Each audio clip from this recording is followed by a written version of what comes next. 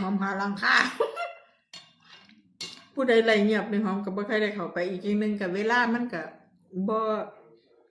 บ่บ่ทอกันเนาะจ้ะเนาะสมมติว่าผู้เจ้าไรสดหอดเวลาไม่หอมก็ไปแล้วนะออกจากบ้านแล้วแม่ทุกคน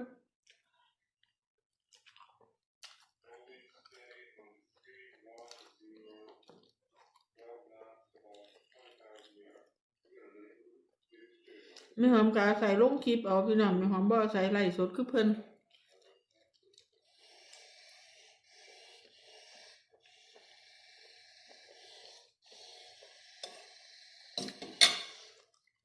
อะไรเงียบก็ต้นหนักเพิ่นก็ได้เงียบกันแต่ว่าเดี๋ยวนี้ว่านั่นแม่นทั้งบ่บุพี่น้องไม่หอมกับบ่รู้เนาะว่าไรเงียบเดี๋ยวนี้AI เพิ่นบ่ให้ผ่านบ่คือไรเฮาเว้าแล้วเฮาก็เห็นหน้าแล้วก็